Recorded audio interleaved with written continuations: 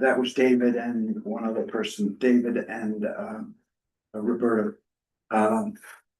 Good evening, welcome to the June meeting of the Waterfront Parks and Environment Committee of Community Board 4. Our hybrid policy requires us to have tenure in the room. That exercise we just did. Excused members and members of the public can participate and we welcome it. Please leave your cameras on. This meeting is being live streamed and will be on our Zoom channel, YouTube channel, and a transcript is being recorded. So welcome. We have an interesting agenda tonight. We have a new member, and I know that she spent a moment introducing herself, Erin, but could we go around the table very quickly? I don't want to take much time with this because we have a bunch of stuff to do, but would we each say our names and one pertinent thing? Erin, I'll let you go first. So my name is Erin Hoffman. I joined the board a year ago. And the pertinent thing is that I am now part of the TPDA. I moved here from ACES this month, so I'm excited to be here. I have 3 kids. We live in the house kitchen and we use lots of perks. Hi, Alice Watt. I am a board member. Sally Greenspan. I'm a public member and this is my committee. Brendan McGrath and I'm a board member. Matthew Klein, board member. I'm sorry, I live in Chelsea, that's my pertinent back. everybody Everybody else seems to live in Chelsea. Wow, that's rare. That's rare, usually it's all Hell's Kitchen. Well, I joined Matt in living in Chelsea. I'm Jeff Gardner, co-chair of ACES, where I served with Aaron. And also likewise was appointed in June of last year. And I am Marty Ducat. I am now chair as opposed to co-chair. We're looking for a co-chair. We had a very active chair who decided it was to her advantage to leave the board. So here we are. I'm glad to do it. Glad to be chair. It's nice to see you. Let's move. Thank you for that set of introductions. You'll get an introduction in a second, actually, Paul. Let's move on to you, sir. Paul Evans, Department of Parks. Good evening. Knowledgeable extraordinaire. Thank you very much. You're very kind. I'm going to have a very, very brief report because I'm fighting a cough. So just in capital news, you're probably aware that the building or the church adjacent to Penn South Playground, which is supposed to go into construction in July, is the building of the church is coming down. They're on schedule. It's down. Well, yes, well, they're still bulldozing a little bit, but yes, but it is largely down. It's gone. They're cleaning up the rubble they're removing. So it does indeed look like our capital project will begin on schedule, which is basically like the first 2 weeks of July is what is scheduled for that location. So we're very, very excited about that. Excuse me. Big exciting news is also over at DeWitt Park. As you know, the Junior League has been very, very generous with their time and their resources in helping to get certain landscape areas replanted. And so if you haven't had a chance to take a look, you should go over and take a look. There are a number of greeting gardens by the staircases, the playground mural, the Erie Canal mural that was so faded for so long has been restored. It's a touch up and a new design, but it meets the needs of children. There's some new play elements there. And there are also some new planters in the playgrounds to make it a little bit greener, a little bit warmer space. So it's really very much a very, very big change for the park. I'm very, very happy that it happened because I've seen areas were overgrown. They had there was erosion. And so a lot of those conditions have been met. We are, I don't want to say frantically watering, but we definitely have a watering schedule in place to water, all of those plants there, as well as tend to the lawns we have over at Chelsea Park, which also need a lot of water. So we're definitely take a look at those things. Actually, I have some pictures from the excuse me. From the ribbon cutting that happened this past Saturday. We had our president there, our councilman was there, and Commissioner Shimamura and also Commissioner Folk from the agency were there. So it was really, I think it was a very, very prideful moment. So I have pictures to share. Some of them are double sided. And put those. Let's see, and of course, it's very, very hot. Spray showers are on. So we're doing those things. Other projects in the works, volunteers are going to be coming to Gertrude Kelly Playground. That playground's kind of like in a tough spot because it has you know, sometimes the middle school and high school students that are there can really kind of beat the park up a little bit, or maybe they leave a lot of litter. So I'm working with Partnership for Parks to get volunteer group in to, number one, help us get some of the weeds that are growing along the building that's there on the, I guess that's on the west side. Get some of those weeds taken out, get some shade tolerant plants put in, and just, you know, give it the love that it needs. So it's time for Gertrude Kelly. Let's see, and then that's going to be the Amazon Web Services that are going to do that work. And let's see what else on this. Oh, there was a question also about the signage request for Hell's Kitchen Park. And I think I mentioned at the last meeting that I was actually delayed in getting some of the orders in, but I also spoke to the sign shop. They are way behind with a lot of stuff. So I know that initially, and it was back in October when we had the issue with I guess the rats and the birds, back in October, I did put it in order, and I don't know what came of that order, but basically back in April, I reordered those signs. I reordered let's see, do not feed 4 signs, no pets 4 signs, no smoking 2, and keep out of planted areas 6. So hopefully those will be coming, you know, not too much longer. So hopefully those signs will help to address some of the conditions that are there. And that was my brief update. If you have any other questions, I'm very happy to answer.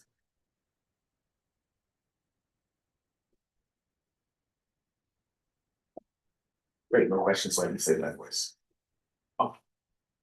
Oh, thanks. Oh, thanks, the refill, that's great.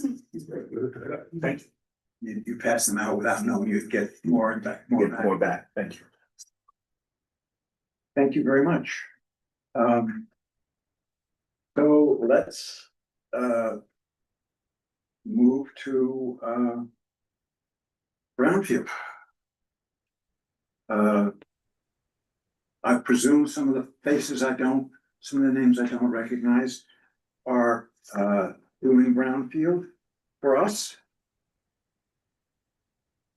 Hi, good afternoon, good evening. Can you hear me? I'm Jane O'Connell from New York State DEC. Clear, Jane. Okay, Loud and great.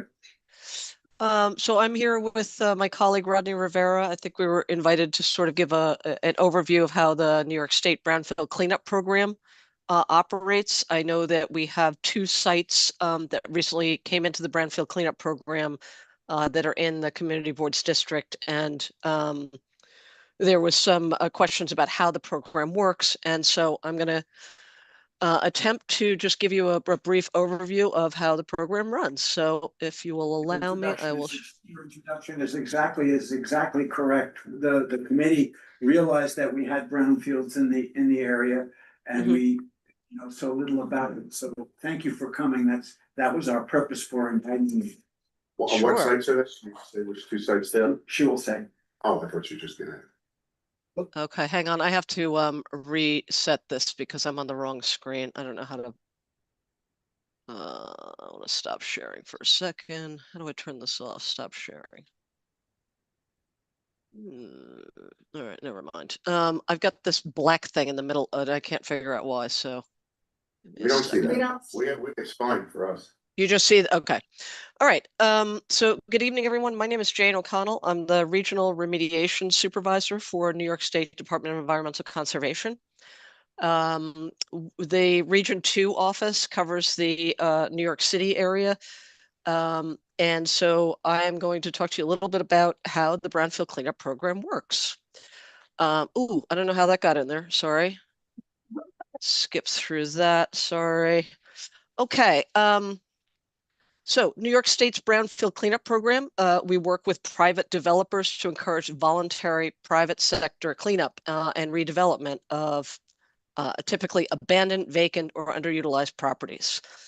And the definition under New York State law, brownfield is any real property where a contaminant is present at levels that exceed the soil cleanup objectives or other health-based or environmental standards, criteria, or guidance adapted by DEC, and they are applicable based on the reasonably anticipated use of the site. So that's important, right? If you're building a residential building, we obviously are not cleaning it up to industrial standards, we're cleaning it up to residential standards. So it is based on the anticipated use of the property. The Brownfield Cleanup Program is distinguished from the state Superfund program. You may have heard the term Superfund. The state Superfund program is an enforcement program. That is where DEC it requires responsible parties to clean up inactive hazardous waste sites. So this is more of a voluntary program, whereas the Superfund program is more of a, we got you, you're going to do this. So as you probably know, you live in New York City, you know that there's a lot of interesting industrial uses all around the city over the last 100, 200 years. And again, this is all over the state. We've had industrial activities for many, many years with little or no hazardous waste management prior to regulations being enacted in the 1970s and 1980s. And it's left us with sort of thousands of contaminated sites around the state that have potential negative impacts on both the environment, on public health, and on property values, right? Economic development. So the Brownfield Cleanup Program was initially intended, to help level the playing field between a green field and a brownfield. In other words, if a developer comes along and says, it's going to be cheaper for me to cut down the trees over here and build on that than to clean up this site over here to redevelop it. The idea of the Brownfield program was to try to level that playing field, that to make a voluntary cleanup of that site would be beneficial to them so that they would continue to reuse developed sites. Okay, so the state Brownfield Cleanup Program started, it was enacted in 2003. There have been a number of modifications to the program since then. There is a tax credit component of the Brownfield Cleanup Program.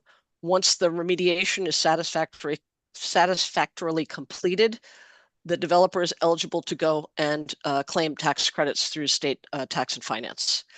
The original 2003 law had unlimited tax credits for developers, which was, as you can imagine, it was like a free-for-all. There have been reforms passed in 2008, in 2015, in 2022, and in 2025. All of those reforms were meant to limit the tax credits, bring the tax credits more in line with the cost of the remediation and the development, as opposed to just an unlimited, amount of money that they could get. Okay, so there are 3 state agencies that are involved in this. The primary is us, as New York State DEC. The application comes into us. We verify the application is complete. We determine site eligibility, and the eligibility is based on criteria that are outlined in our regulations. We execute the Brownfield Cleanup Agreement with the applicant. That is a contract that obligates them to comply with the Brownfield Cleanup program. We oversee the site investigation. We develop remedies, alternatives, remedies, and we select the remedy that is protective of public health and the environment. We issue the certificate of completion.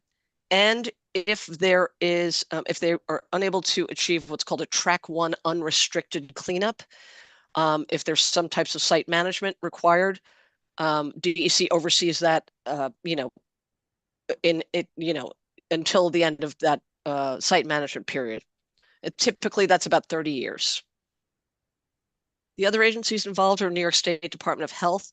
We work very closely with them. They evaluate all of the environmental data with respect to human health exposure. That's their mandate. And they work with DEC to ensure that whatever remedy that is selected for the site is protective of public health. And then finally, there is the New York State Department of Taxation and Finance. That is the agency that administers the tax credits to the applicant once DEC issues the certificate of completion. So one of the main parts of the program is community participation. And in fact, we front loaded that the very first submittal that is required from an applicant after we execute a brownfield cleanup agreement is a community participation plan. And that establishes a site contact list. It identifies where the document repositories are going to be. It includes what's called a scoping sheet, where we will identify potential issues of particular concern to the community. That could be air quality, it could be noise, it could be anything that's in the environmental field is fair game there. And then again, it outlines the milestones. Like there are different milestones through, and I'm going to go through sort of what our process is, and you'll see at different milestones there are community participation outreach that we do through fact sheets. And so the typical milestones are at the application stage, which Community Board 4 for the two sites at the Fulton and Elliott Chelsea houses.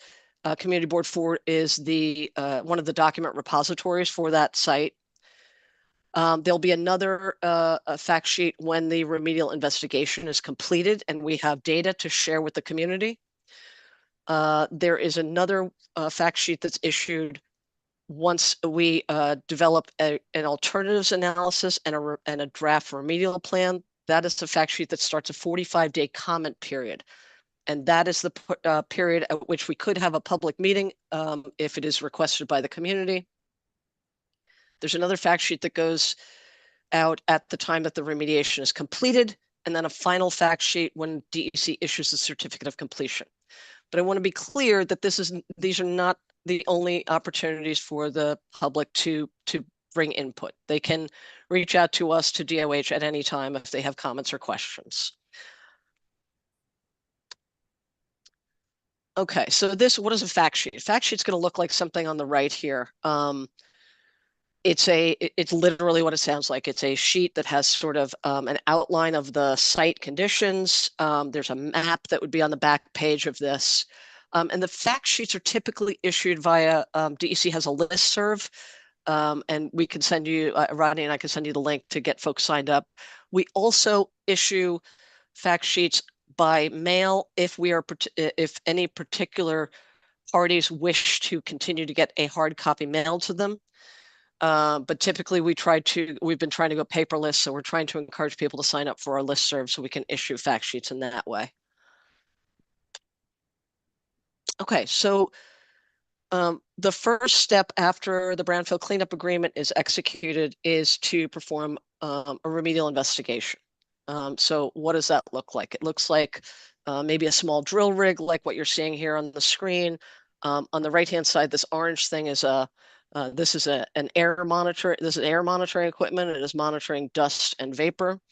So during the drilling activities, they are monitoring the air around the work area, and they'll be collecting soil, groundwater, soil vapor samples. If the site is near the waterfront, we would also collect sediment samples, surface water samples, whatever environmental media is on the site, we will sample and collect data for. The purpose of the remedial investigation is to determine the full nature and extent of contamination in all environmental media on the site, and it evaluates the actual and potential threats to public health and the environment. So one of the things that comes out in the remedial investigation report is something called a qualitative human health exposure assessment. And that is where they take all of the data that they've collected. They look at all the potential exposure pathways, people working on the site, people walking through the site, people digging on the site, people living on the site, even off-site, what people might be walking by in the neighborhood. So all of those things are taken into account in the qualitative human health exposure assessment that is included with the remedial investigation report. And then based on the data that is in that report, DEC and DOH review that data and we make a determination on significant threat. If the contamination is significant enough that we believe that there is a potential for off-site impacts or for migration of contaminants to other areas, we would make the site a significant threat, which allows us to open up some other money to do off-site investigation, things like that. At any point during the remedial investigation, the applicant or DEC can propose what's called an interim remedial measure. And typically an IRM is something where they found a tank, they found an underground tank, they didn't know it was there. It's really old, it looks like it might be leaking, we want to get it out of the ground. So an IRM would be, hey, we have a potential source of contamination here. We want to take this out right now, get it out, and then we can continue, assessing the rest of the site. It is not a requirement to do an IRM. It's typically, like I said, it's typically if there's something that's like an immediate concern that we need to address immediately before we can get to the final remediation stage. Okay. Then we get into what's called an alternatives analysis and remedy selection. So we have all the data that we've collected, we've done the investigation, we've evaluated all that data. The consultant has to put together a list of alternatives, of different alternatives to address the contamination, right? So maybe it's dig it up, if it's, groundwater treatment, if it's put a cover system, like whatever those remedies are, whatever the various options are, they have to evaluate all of those against certain criteria, including, is it protective? Is it effective in the long term and the short term? And also cost. Cost is a consideration and is a balancing criteria when selecting a remediation.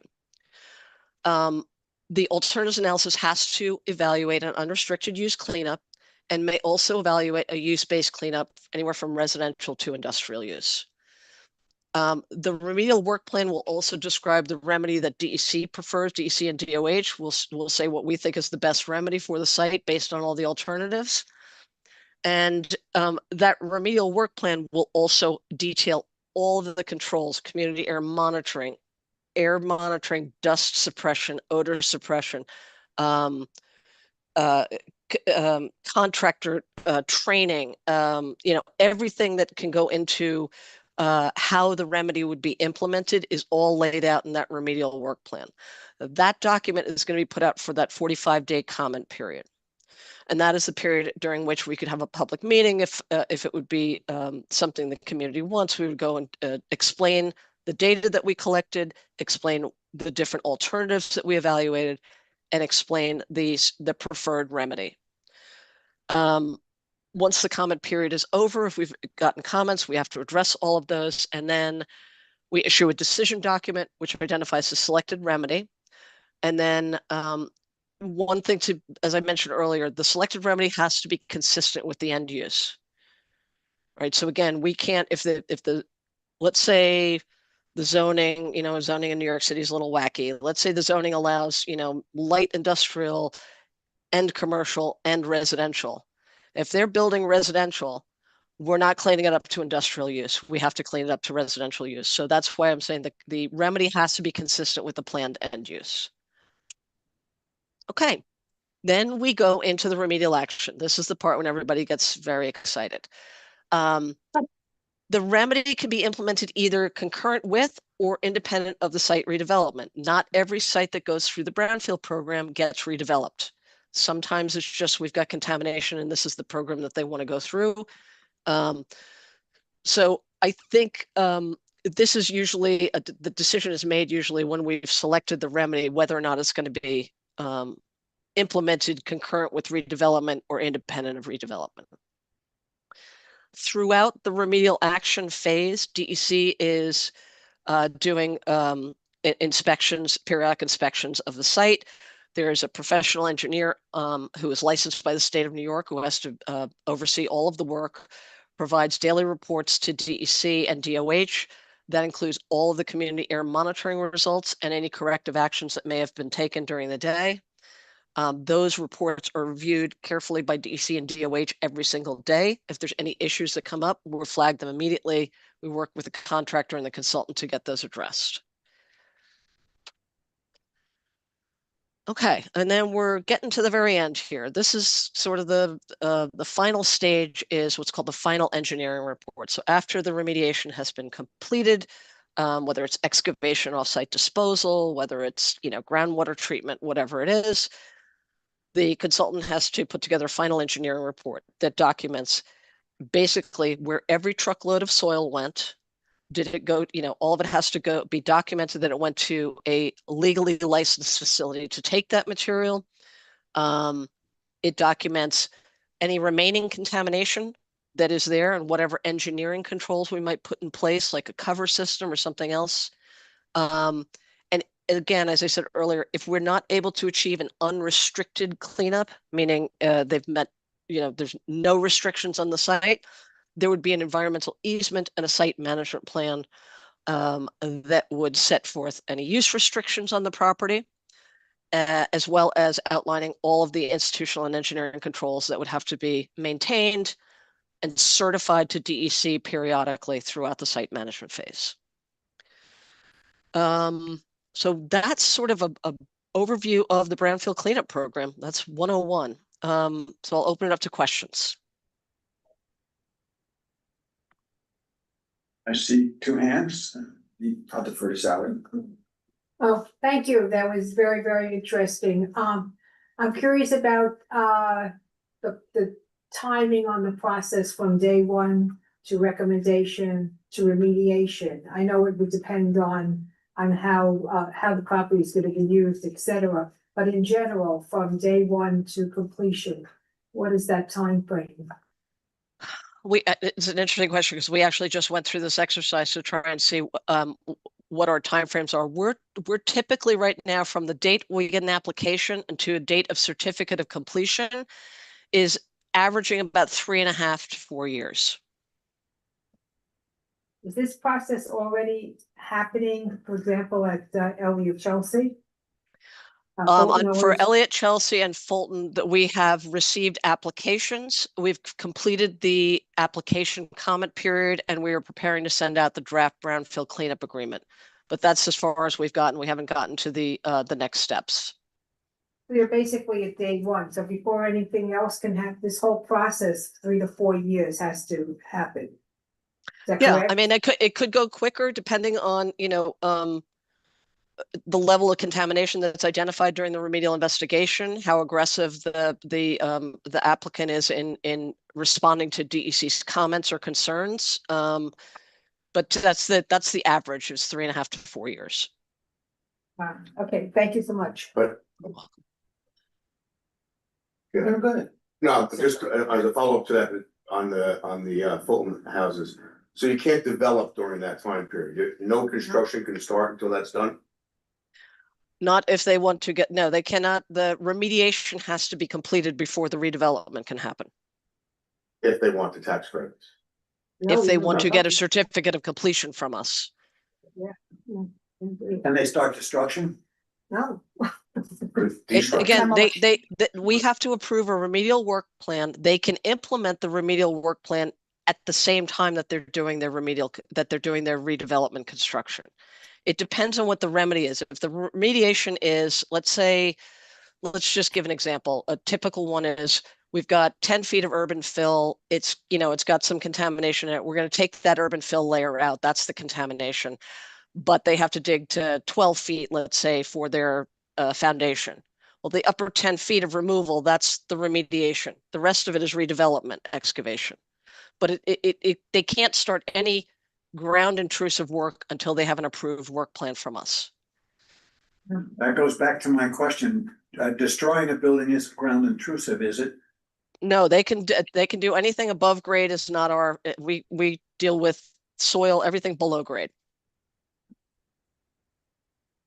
And with Jane, with respect, that was a very comprehensive overview. Thank you first and foremost. But with respect to FEC specifically, is part of a potential remediation plan factor for additional exposure to contaminants that are produced by the demolition itself? No, no, because the demolition, remember, the demolition is regulated by DOB. DOB requires that they provide certification of asbestos abatement, lead abatement before they can do demolition. And all of that material is going to be removed when the demolition occurs, right? They take it all out. They're not, what we tell them is we want the slab left in place until we have an approved remedial work plan. That's typically what we ask of them, to maintain that cover system. Right, so any demolition above grade, any of that, if that's contaminated material, that is not going to be part of the Brownfield program. That is not an environmental media that we would regulate. Thank you. I'm sorry, and this is mandatory, right? Was it, did you say it's voluntary? The Brownfield cleanup program is a voluntary program. So they don't, a developer does not have to do this if they don't. Follow They through do with not. what's- They do not. What is the benefit to the developer? Tax credits. Tax credits Yeah. and a liability. They also get a liability release, which is not insignificantly valuable. But they have to wait 4 years. to Start. Say that so everybody can hear you. They would have to wait 4 years to start building. This developer, we've worked with them before. They're aware of what the timeframes are. They are very aware that this is not something that's going to happen tomorrow or the next month. Thank you. Other questions, please? Yeah, actually, James, sorry, in the potential plan for the site investigation itself, could you just talk a little bit about how you would protect residents that are currently there from the investigation being conducted itself, like noise abatement, how intrusive it is for the drilling, you know, where that, you know, wastewater from the site investigation is held, things of that nature? So typically, the investigation itself does not, you know, they'll drill a hole about that big. So that's how much of a breach of the cover system will be, right? So they're going to put a little narrow tube down there and they're going to collect soil samples. And when they're done, they're going to put concrete back in there and they're going to cover it back up. We do air monitoring right at where that drilling is taking place. We also do, you can see there's one in the background here and there's one in the foreground. So we have an upwind and a downwind of where the actual physical work is taking place. So that's where we expect the highest exposure to be. So that is in the remedial investigation work plan. There's a community air monitoring. There's all those the procedures that they have to follow, how they have to collect the samples, how they have to clean up when they're done. All of that's laid out in there. And are there specific, you know, like distances from where that remedial investigation to like an occupied building would have to be? Because some of the places in FEC that I assume you'd have to investigate and do drilling, some of that's pretty tight quarters. So I'm just curious if you could give us a sense of scale for where, you know, because I would have to assume that picture, although it's very representative of what you might do in a parking lot, may not be representative of what you might do in a playground centered in the building, a cluster of 4 buildings at FEC, for example. Yeah, I can't speak to the details. I have not looked at the RI work plan. I didn't know we were going to be talking about the details of it. I was just kind of giving a generic overview. I can certainly get back to you on that, but we do investigations inside occupied buildings and we have procedures for doing that. So there's not going to be anybody who's going to be allowed to get right close to where the drilling is taking place. It's not a safe environment for people to be walking right in here, right? These are specialized rigs and things like that. They have to have special safety equipment. So all of that it would be accounted for, and they would have to block off any of the areas where they're doing drilling. Thank you. That comment about occupied buildings is actually very helpful framing. Thank you. If there are no other questions from the committee, I have 2 maybe naive questions. You said the cleanup of brownfields is intended to be beneficial to its final use. You seem to say, and I'm just trying to confirm this, that commercial uses cleanup is more stringent than residential uses? No, Is- the is other that- way around. The other way around. A commercial use is less is a lower standard of cleanup because the soil cleanup objectives are based on exposure. So a residential exposure is, kids are playing in the dirt. They're playing with it. They might be putting dirt in their mouths. You might be growing your vegetables, what have you. A commercial use is expected where there's not, it's not expected that people are going to be exposed to the soil. There's going to be a cover system. So there are different cleanup standards based on what the use is. But residential is of the restricted uses, residential is the most protective of the public. Thank you for that. I appreciate being straightened out. I have another question, but I see Brad Pascarella has his hand up, so I let him go first. Thank you, Chair. I just, Marty, the one thing we should discuss, right? This project is happening there. So, when they say 2 to 3 or 3 to 4 years, the reality is we wanted to move quicker for the residents. So, I just want to keep that out there, right? It's like she said, she's worked with them before on many projects related, knows how to get it done. We're all about an environmental cleanup, but they're starting that demo and we want that timeline to go quickly because we want them to start building, obviously. And I also think they'll be building on other sites, I think, Marty, while they're doing this. So we just wanted to keep that in mind. And we just went through this on 18th Street in the West Side Highway. That was a big parking lot where they capped it and then they built the V, remember, Marty? So we've been through this many times. Thanks, Brad. Mark, Go ahead, Sally. so, while this is voluntary and not mandatory, is there a norm? Do most developers undertaking particularly residential development, do they typically weigh in and do this, or do they typically decline it, or there is no norm? Well, I will tell you that the BCP program has been a victim of its own success. We have more developers knocking on our door every day. A lot of it is related to residential development. And so we do see we've been very successful in remediating sites throughout New York City and New York State for residential development. I can't speak to, whether developers are doing more or less with us than they would do without us. But we're not seeing any dearth of people knocking on our door and asking to get in the program. Mark, how do you decide, or is there a standard for the number of samples that you take per whatever unit of measure size of the lot? Typically what we'll do is we'll look for specific areas of concern, right? So we would look at when a consultant is putting together a work plan, it's not just, here's a map, I'm going to put dots on it. They're supposed to be looking at historical uses. What we look at something called Sanborn fire insurance maps that go back to the early 20th century that sort of lay out different uses. Like this was a factory that manufactured something here. And then there was this other thing over here, and there were underground storage tanks over here. So part of when you're developing the scope of work for the remedial investigation, you're looking at where are areas of concern that I want to focus on. If you don't have anything like that, then it's more of like a grid pattern.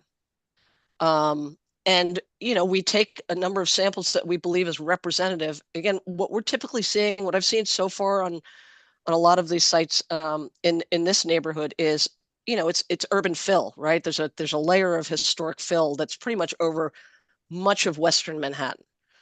So we're seeing that in a lot of places, and that is a different thing than like I've got a leaking underground tank, or I had a dry cleaner that was here that was throwing their perk out the back door.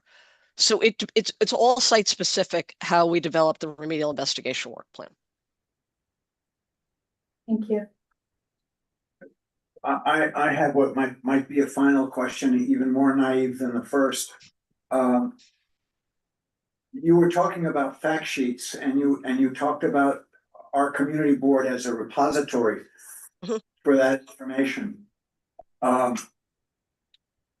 It should be no surprise to anybody in the room or to you that we are volunteers and amateurs. This is reading fact sheets about brownfields is not our expertise. How do we navigate that? How do you recommend we navigate that? I mean, to the extent that DEC is going to be available to answer your questions, we're here to do that. The only thing, be clear, the only thing that the community board's obligation to do is to hold copies of documents. We're not asking you guys to interpret it for the community or anything else. You're just a repository.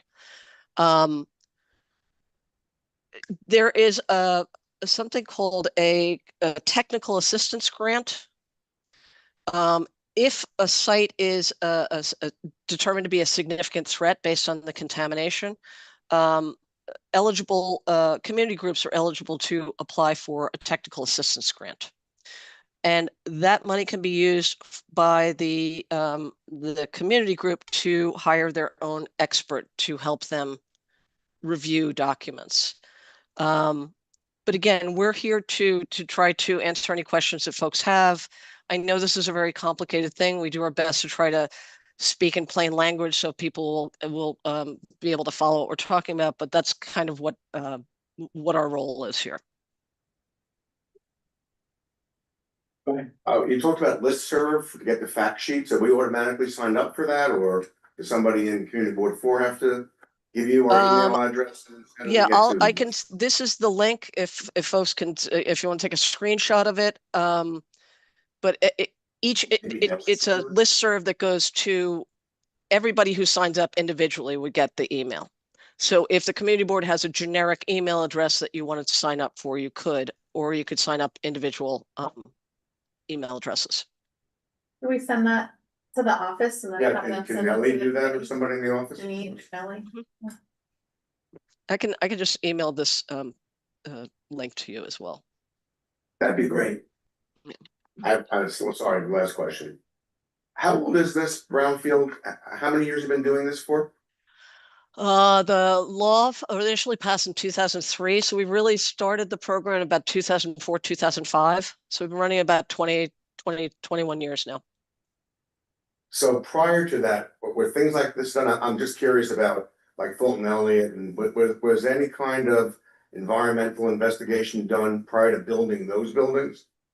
I could not speak to that. There probably at the time they were built, there was no obligation to do due diligence. I mean, that really came into the effect in the 70s, I think. Go back and look at that when you start your process about what if something's been done already, what it entails. But it sounds like nobody really cared before 2000. Build it. Thank you. Welcome. I have the feeling, and I want to thank you as well. I have the feeling that as we start getting fact sheets, that we're gonna reach out to you again. That's fine. That's fine. Just run it through AI. Just scan it through AI. Oh, yeah. Don't believe everything you read that comes out of AI, please. Yeah, that starts a whole other discussion. I won't go in that direction. Thank you. Thank you very much for your very well presented, well considered. I appreciate your willingness. I think you said this, to share this stack with Janine so that we can put it on for the committee to look at the leisure. Sure. Can you? Will do. Yes, I will. I'll be happy to send that over to you. Marty, what's the other site? I know Fulton, you said 2 sites. There are 2 Fulton sites, I think. One's Fulton and one's Elliott Chelsea. Okay, There's so one on you each said- at each of the properties right now. There's another. Thank you. Thank you again. Thank you very You're much. welcome. Very informative. Very much appreciated. Take care, guys. Thank you. We're now going to hear another interesting presentation. Was Shani here when I said that? I didn't mean to rate you above or below them. It's different. Different festival. Come on over. Different, thank you. I don't know if So, how about, I don't know if our presentation is pulled up or if you need a jump drive. I'll send the presentation to if you send it to Janine. Jenny, she can pull it up. You guys kind of like.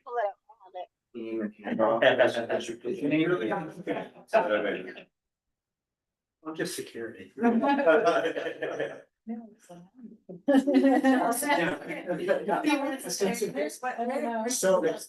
We're still figuring that out in this guy. that's fine where you are. I have a very short piece of this, so I'll go here, but I guess I'm screening and seeing. Maybe That position makes it hard for you to get on, that's better. Okay. Behind She's Paul. pointing to this, to the screen. Oh, okay, but we'll. When she starts talking, when you start talking, you will see whether you're on the Oh, screen. okay. Got it, okay, so So you'll introduce yourselves and thank you for coming. It's so nice to see you all. thank you for having us again and congratulations on your new space. Very exciting. We almost went to the wrong space. Talking about the Jesse Boudin pillar. Yes, Yes. I was there for the CB4 meeting last week where the plaque was presented, so it was great. So hi, I'm Noreen Doyle, I'm the president of Hudson River Park Trust.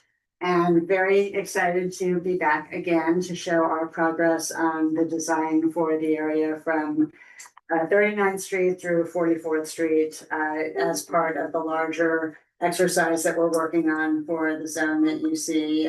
Well, really, frankly, the paved area between 29th to 44th Streets.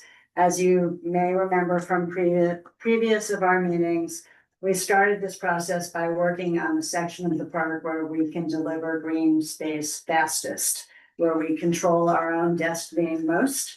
And so we've been back to you a few times over now a 2-year period, I think, to present, to get your ideas for the first section, to introduce the design team, and to have broader community meetings about the opportunities and some constraints that we have for this area. We have advanced a lot since the last time we talked to you. And we're here tonight to present that to you. And we're hoping basically that by this time next summer, we are under construction in this zone. So we're looking forward to getting your reactions today. I'm here with Kevin Quinn, who's our Executive Vice President for Design and Construction. And Tom Adams, who really is the star of the Hudson River Park team. And then we also have the design team, but I'll let Tom tee us off. Okay, great. And Janine, should I just tell you when to advance the slide? Yeah. There's just on like. Okay, so if you just get She's real advance, good, Tom. okay, sure. So if you could just next slide, please. So just to set the tone, I know all of you are very familiar with the site, but it's been a while since we've been back here. So I'm going to give an overview of existing conditions and a quick project goals refresh. And then talk about, and then I'm going to turn it over to Jadiel Rivera, who's joined by Yao Tong from Marvel Architects and Landscape Architects. And they're going to walk us through the overall design. And then we're going to talk about next steps to bring the project through the rest of design and into construction, and then hear your questions and comments. So next slide, please.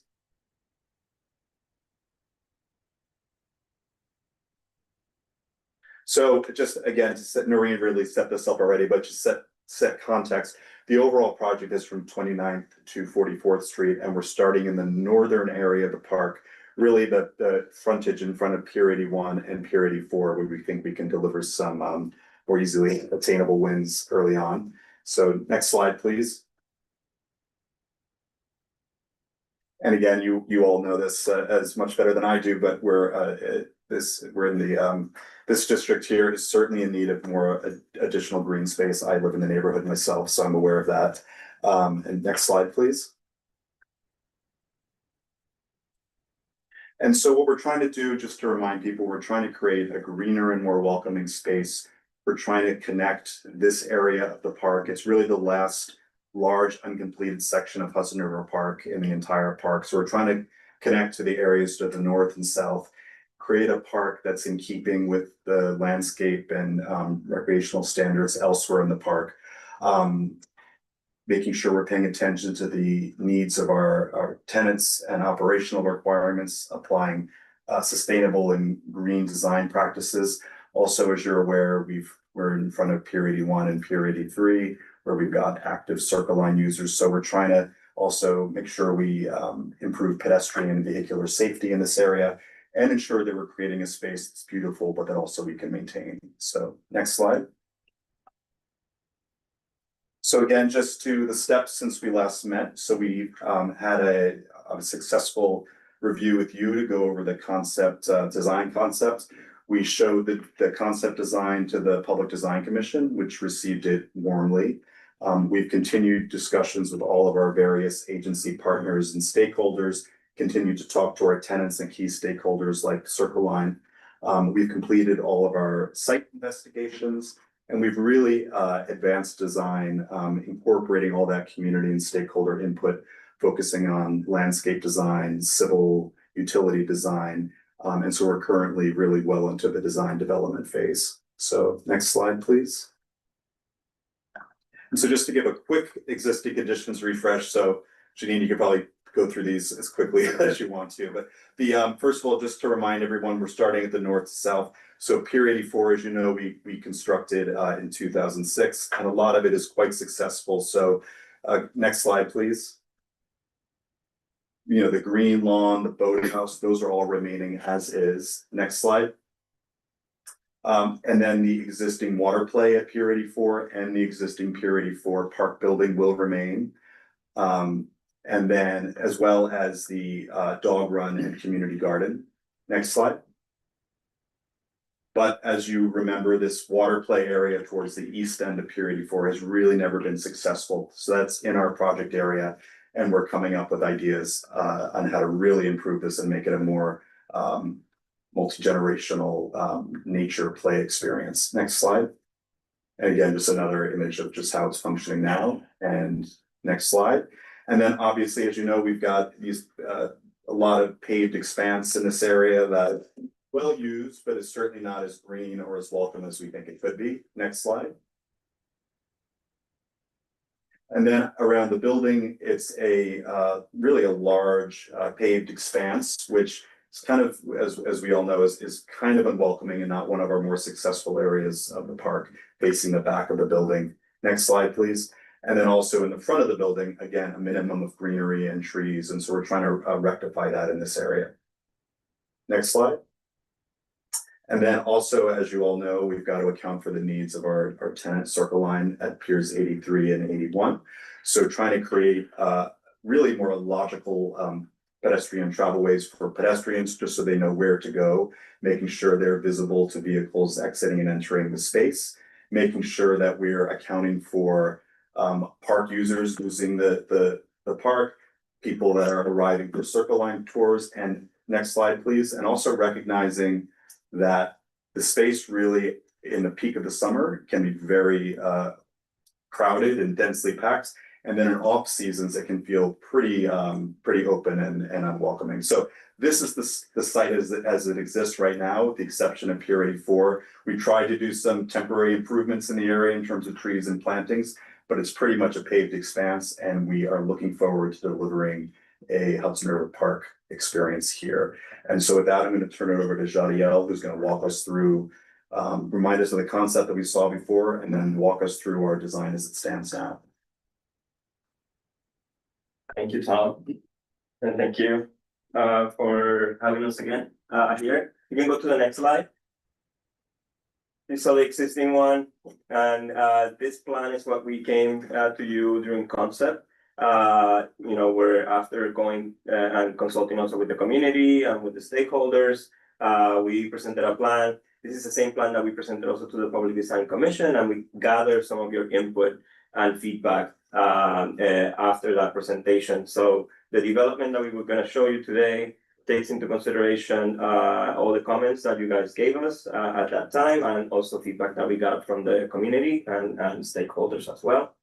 To mention a few, maximizing green space, which Tom mentioned at the beginning, provide extended planted areas, add more trees, improve pedestrian safety, and minimize the conflicts between vehicles and pedestrians in certain areas, and use in a different way areas that have been underutilized and so on. So we're gonna walk you through a lot of the spaces and the updates that we have done. We can go to the next slide.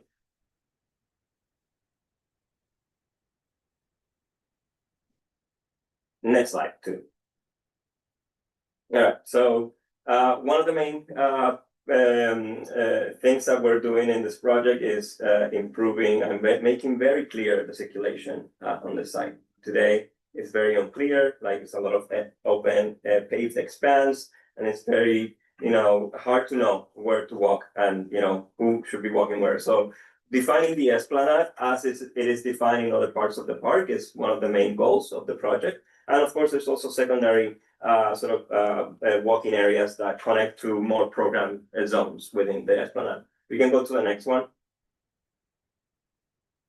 To directly address some of the, the requests from the community and from you guys. Also, we are adding a lot of new trees and vegetation to the site. The lighter greens are existing trees that we're preserving. The darker greens are new trees, and we're adding around 150 trees plus new to the site.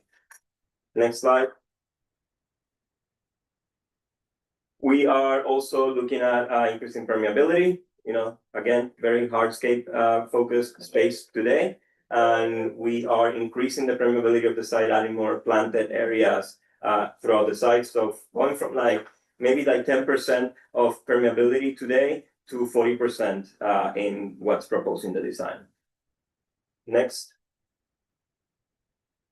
And took into consideration all the sort of feedback that we got in terms of how we're going to use each of these areas and these spaces, providing flexibility with lawn areas, a series of gathering areas towards the middle that provide space for people that are coming and visiting, and also for neighbors to do things during the week.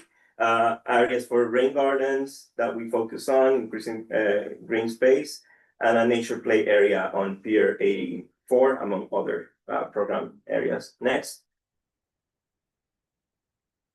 So again, just as a reminder, and we can click again, and we'll see how it transforms to our current plan. If you do go to the next slide. So this is our latest proposed plan, where you see the upgrades to the design. On the southern part, we have the lawn area. This is the widest part that we have.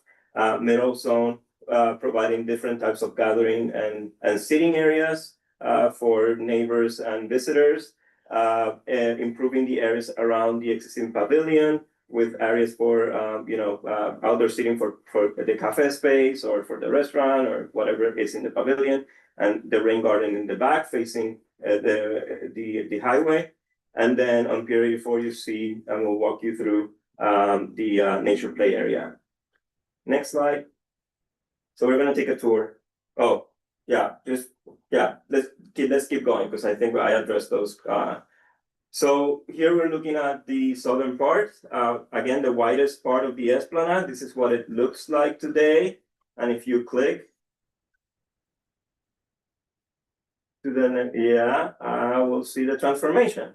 So you It's that easy. it just happens like that. Right?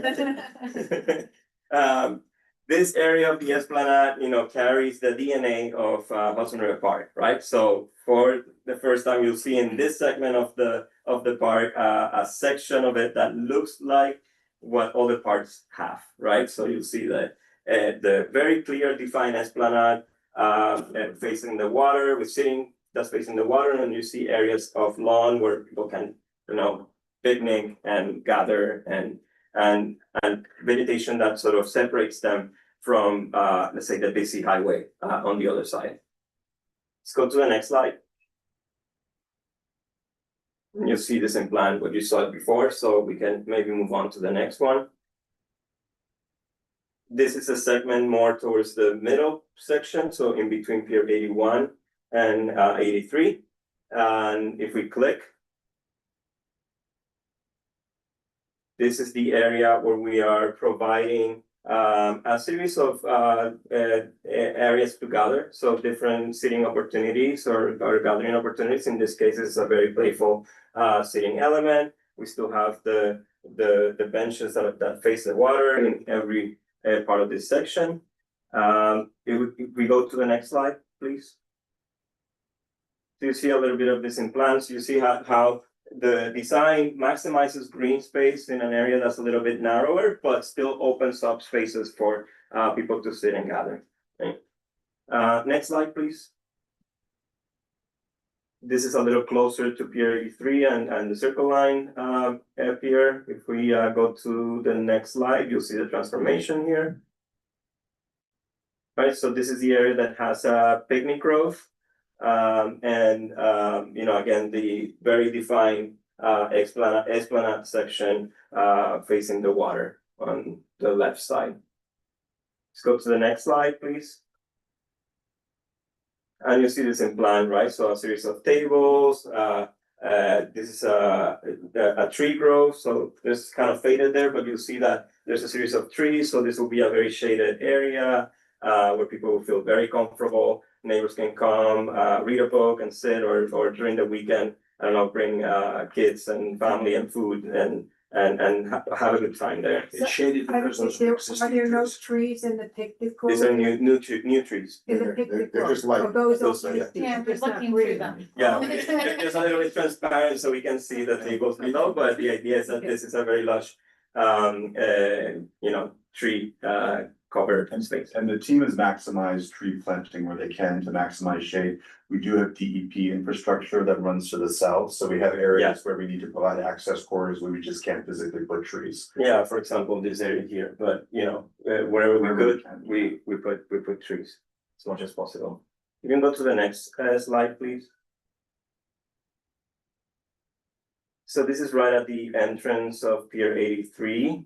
We know it's an area of conflict. There's some vehicles coming in and people, pedestrian passing by. Go to the next slide so that we can see the transformation in this area. The esplanade shifts a little bit towards, let's say upland, right? To allow for, the activity that happens or the entry to the Circle Line area. But we're still providing the same kind of sitting arrangements, more sitting opportunities. We're putting security measures along the entry of the vehicles to the parking garage there. And I think the next slide has another view of these area that might make that more clear. If we go to the next slide. All right, and let's click again. Right, so we are looking at raising that crosswalk area so that it slows down vehicles that are coming in and out, but also extending the pavement so the pavers go through that. We may have a change in tones of the pavers so that it marks really the crosswalk in a very safe way, while providing also the security bollards that will protect the people from vehicles as well. And greening up the space as well, right? None of those planters are there today necessarily, so making the space feel more welcoming. The bike lane's on the other side of that? The bike lane is on the far right of this image. There's also where the bus stop is and so on, so it's kind of far on the right. There's a key map on the upper right, but it's. Oh, yeah, it's over right now. By the owl. Yeah. Oh, we can move it. Yeah, we're not doing any might do incidental reconstruction to the section of the bikeway we impact, but no changes to the bikeway. Yeah, correct. Throughout the whole area. Yes. Yes. And sir, before you move on, have you considered additional visual safety measures for both pedestrians and bicyclists, similar to what you did down next to Goldman Sachs, where your greenway crosses? Yeah, we can't take credit for that. That actually was not us. That part of the park is not ours.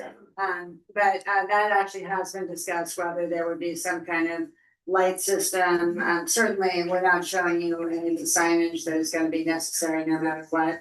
But yeah, we know what you're talking about and you're looking at that. Thank you. Let's go to the next slide, please.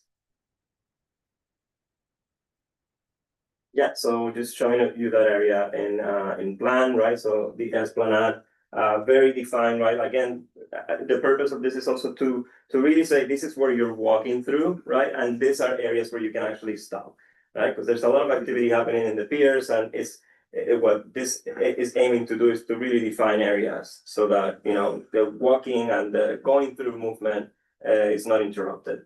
Well, I'll just jump in to say that when we did the big public meetings at the beginning of this process that I know some of you were at, I think the thing that we heard first, second, and third was please separate sort of people that are standing around wondering. Yeah, I can't guarantee they still won't do that in the middle of the S one. People who don't know where to go. It's good sign. Yes. Go there. So, let's go to the next slide, please. Thank you. So this is the area right next to Pier 84, and we can click again. You guys know this area really well. It's very paved and open. Go to the next slide. Right, so again, very important to continue to define what the esplanade is, and this is a portion where it's gonna veer to, you know, to the east. But that we really are greening up that space, reducing the amount of pavement, bringing more trees and vegetation, creating a very comfortable and welcoming environment here. Next slide. And this is the pavilion is on the right side. So this is south of the pavilion. If we click again. This is you know, an opportunity for the activity that also happens in the pavilion, let's say it's a cafe or retail, to also be able to spill out. So if you go to the next slide, you'll see that space. So Esplanade really is behind these planters, and the planters really help frame that space where we can have movable tables and chairs that could support the retail activity in the pavilion. Next slide. The water feature, which is remaining, right? So we are preserving the existing water feature with its pavement and the jets, but we're working improving the area around it. If you click to the next slide, you'll see that we have taken into consideration one of your comments and community comments, which is to add seating areas around it. Next slide, please. Yeah, so you know, keeping the water feature in place, adding seating elements on either side, and then you see also in the background how we are reducing the amount of pavement there that it's kind of underutilized, it's hard to, it's undefined, and creating more areas of vegetation there. The post and chain is only there when the fountain is in operation. In operations, yeah. It's a health code requirement. Yeah, so we should have had jets on that one. Next slide. This is, you know, as you go all the way to Pier 84, this is the wooden deck that's there, that's remaining. But we wanted to look back. If you click to the next slide, you'll see how we have, again, green up the space, reduced paved area. You see the water fountain in the center there in the middle. And added, you know, extended a little bit the area of this picnic tables, some of which are there. But we're, you know, changing furniture and rearranging a little bit the space, keeping the existing trees as well in there. Next slide. This is a different view of this area. And if we click again, this is where we have dedicated space for a fitness equipment area. So if we go to the next slide, you'll see the transformation of that space into a fitness area. Is on the right side is very open, very visible from the esplanade, and also from the back of this planter. That's where the wooden deck area is. So it's very accessible and very visible. Next. Yeah, can you talk about the stairs and how it keeps? Oh yeah, so maybe go back one slide again. Sorry.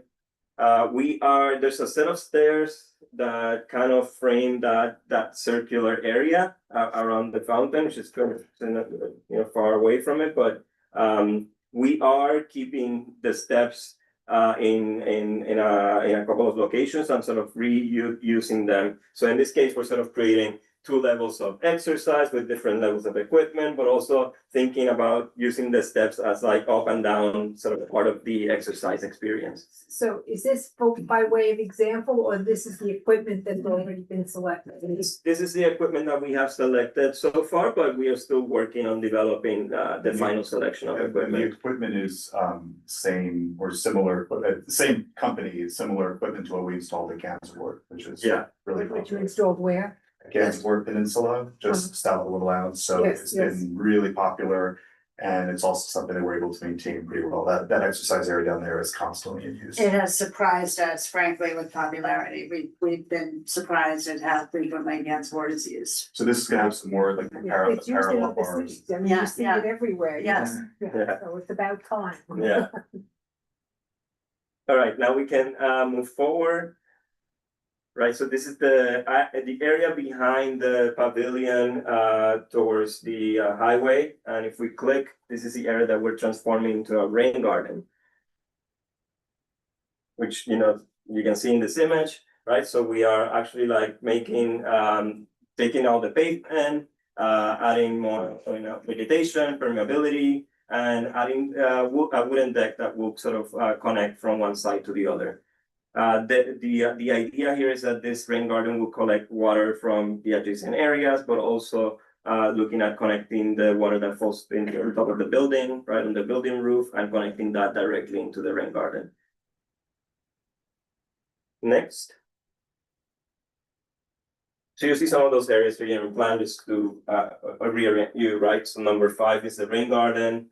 3 is the water feature that we are remaining. 2 is the fitness equipment area, and we are going to talk about number 1 in a second. So let's go to the next slide.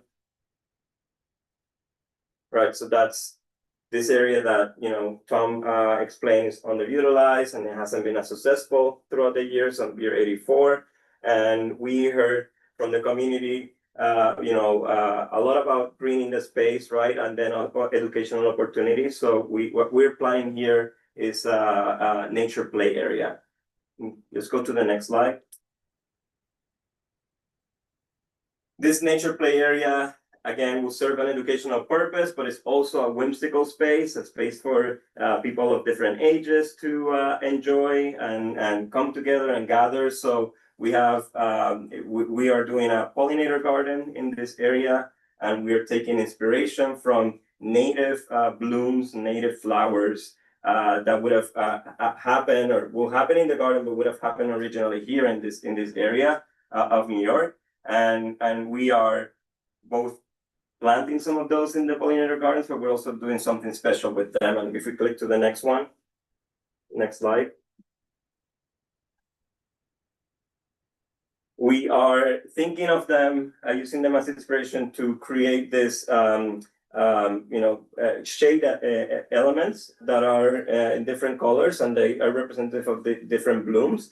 And also sort of using that, obviously increasing the scale of it, but using that as a way for creating a play area within the nature play zone. And if we click to the next one, we can see a little bit of the renderings how, right? So as you enter the space, you'll be received by this beautiful, colorful flowers that are oversized in scale. You'll see it from below. They will provide shade, they will provide color, and you will be able to also find them in the garden. If we click to the next slide, please. No, you know, I just Yeah. say something quick about the idea of the nature place. At Pier 97, you know, we had a slide out at the end of Pier 97, and it was really a thought at the time to have something special that both adults and kids could enjoy. And it became really popular, mostly with adults, and think, well, why does the playground really just need to be for kids? We can have an opportunity to do something where people of all ages can enjoy. So the idea is the obstacle course and the play is suitable for kids, but it's also suitable for all of us. Yeah. So if you're walking on this pier, you can go to the north and take a paved area, or on the south side and take a paved area, or you could take the adventure course through the middle, where you experience this kind of art-filled area that's also can challenge your mobility, you get a little bit of exercise, and you just have a really interesting experience that pop with the color in the winter and will be lush in the summer. Just wanted to say that because you were talking too fast and I think. And one more thing for me, just as with the current area that's there, and you may notice we're calling it the play area, not the playground. Yes. Playgrounds require fences around them. They require that you restrict adults from going inside them unless they're accompanied by a child. They fundamentally change the nature and usability of the space. In this case, clearly we want to have something that is delightful for children, but we also want something that's delightful for adults. And this community, as we've had the meetings, people have actually told us, and the word, Gabrielle used the word whimsy before. We heard that in some of the meetings, like people wanted something sort of fun and not generic. So that's the other background story piece. This is really. And the great, I love this, yeah. and Yeah. Johnny, we'll talk, it's shown more in the renderings, but some of that, the obstacle play, I think is shown better in the renderings, but we're trying to, thread the needle of picking, things that are made by a well-known manufacturer, Compen, so it meets all safety standards, but it also provides that all ages play. So, if you want to balance on something and kind of run between, poles, you can do that. And again, so I'll let you. Yeah, so the previous rendering was a little bit more of like that entry moment, right? This one, you're in the middle of it, right? So you get to see the big flowers, but also like use the discovery trail to explore the actual pollinator garden. And if you go to the next slide, then deeper into the pier or closer, towards the west side of this area, then we have again this what we're calling the forest, the flower forest, which what Tom was explaining is a mix of these flowers, but also with some very playful elements that also start to connect this whole area, creating a very playful experience for kids and adults alike. And I think there's one more or two more of this area as well, so we can go. On this slide, I'm noticing that the flowers, it's a gorgeous rendition, but we've been watching this spring, the flowers blooming in sequence. And that's. Yeah, they're all that flowers. Yeah. This is a perfect week. Do you have any winter reviews? That's one of the things we're trying to address. In the winter, the entrance can feel kind of bleak and unwelcoming. So having these sort of colorful flowers all season, it kind of welcomes you onto the pier. I'm open seats you have. Yes. Will they hold their? Those are color evergreen in the flowers. sun? Are they like, will they hold the vibrancy in the sun over time as well? These are, I'll let you. Yeah. No, these are a very reputable manufacturer that we're working with that does this type of structure. So these are metal, these are powder coated, these are very lasting finishes. And it's the same manufacturer as Compan for both the kind of obstacle equipment we're looking at and the flowers. So these have been engineered by Compan. So you're looking at a real idea of how this could look. The colors may not be showing up totally correctly on the screen, but it can all be integrated into one area. Yeah. Let's go to the next slide. I think it shows a different angle of this area. Yeah, just a little bit more immersed, right? So there's a series of steppers, like balance beams. You can imagine people sort of walking around this big blades of grass with the flowers. And I think there's maybe one more. We can go to the next one. Oh, no, that was the last one. Yeah. So yeah, that was the last area that we wanted to show you today. And you want to talk about next? What we're aiming to do is the end of this month, submit to the Public Design Commission for preliminary approval, which is a really big step. Final approval is a little bit simpler once we get through that. And then we're completing the design development documents, which sort of develop the landscape utilities, civil engineering more. We're getting close to completing that. And then once we have approval from the Public Design Commission, we can pretty quickly move into 60 and 100% construction documents. We're currently speaking with all of our relevant regulatory authorities such as DEP.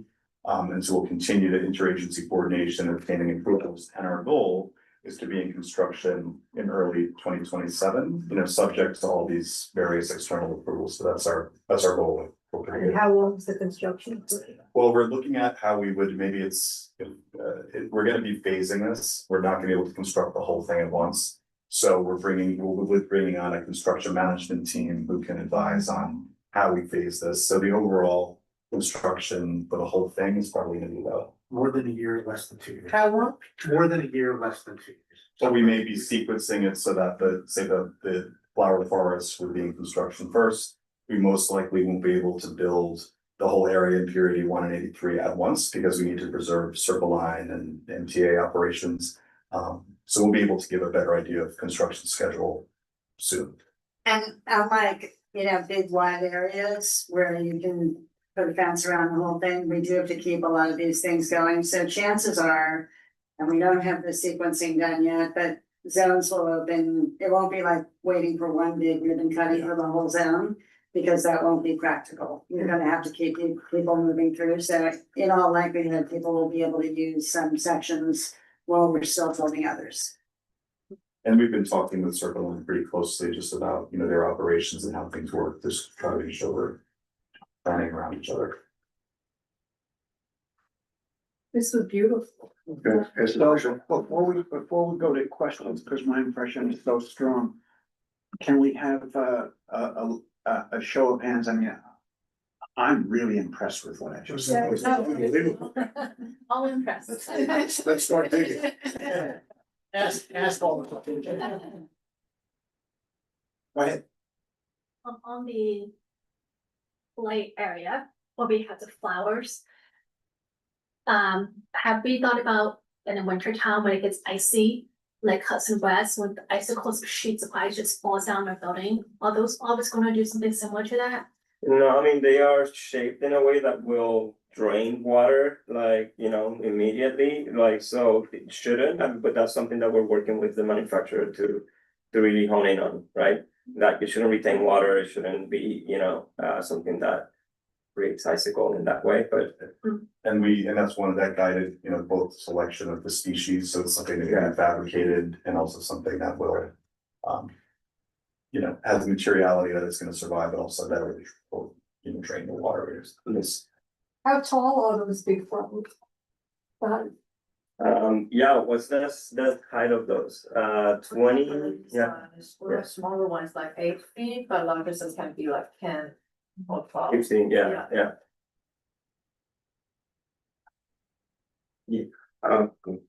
I'm sorry, I have several, but to start with, just given that this is kind of in a way a transportation hub with Circle Line there as well. And the bike path, are there plans to put in bike racks?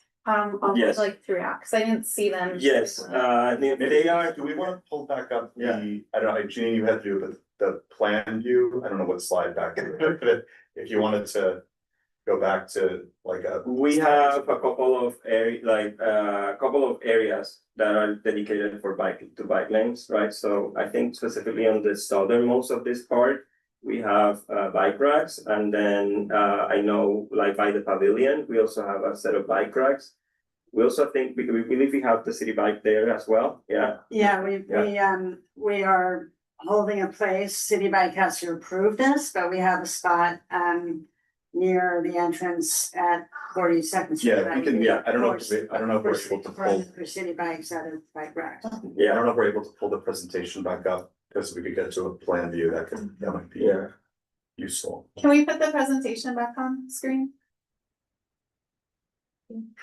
Karen, you were talking about bike racks for your own bike. Yeah, but they did say there'd be bike racks for your own bikes. Yeah, that's what they were talking Yeah, Okay. we're putting those in, and they're gonna be our standard. How about the the bike tools? We have those at Pier 97, they were stolen. Yeah. They went away right away. I tried to pump the tire one day. No, we're not Okay. rituals there again. Yeah. And then Actually, recently, I'm just gonna share this, a bunch of our new plants were just stolen, period, dug out of the ground and stolen. Crazy that- And other things like that. We have planter beds in front of our building that people just Yeah. planted them all, they just ripped them out, Yeah. threw it on the ground. Oh, that's just Just ripped it out and threw it on the ground. It's like, I don't know. That actor again? It's almost better. No, it's nothing to do, it was just six Yeah. people. Yeah. Um, I'm trying to get back to a plan view, but it's kind of right in the middle. I don't know if we can go to like a slide sorter and then we can, keep going back. That might be okay, Yeah. that one might be okay for now. Oh, I'd love to stop there. I should have put a plan view at the end, just to If we can keep going. keep going a little Yeah. bit. It'll just be useful for answering questions. And getting there. Getting there. You get to see the design, how you're gonna see it going north to south. Mhm.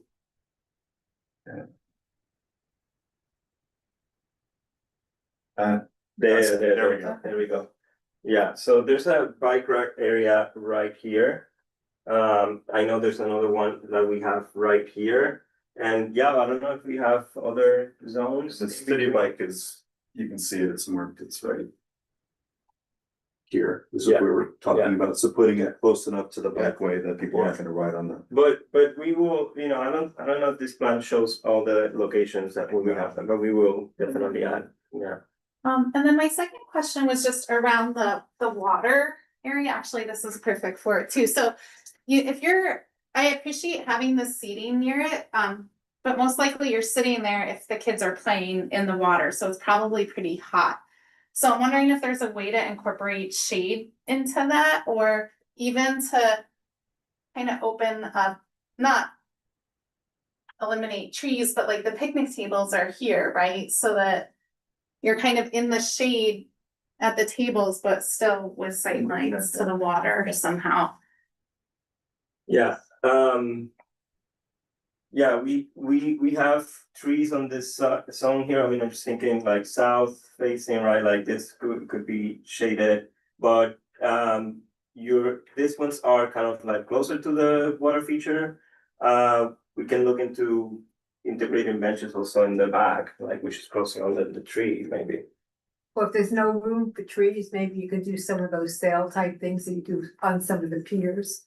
Or bring some of the flower, bring more of the flower towers up to the other area too. You're just thinking about shaded seating. Yeah. Facing the water feature. Yeah. Yeah, we'll take note of And I love having the picnic tables close there too, Yeah. because you can Yeah. sit and eat and they can play, but it seems from the other image that maybe the visibility wasn't, it was separated a little bit more, so if there's a way to keep all the trees and integrate that, so.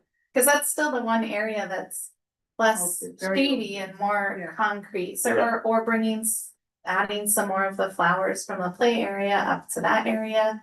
Just something to give that some shade, cause that's going to be used the most in the hottest times of the year, probably. The fountain itself provides some cooling. Not for the But parents, the- not you.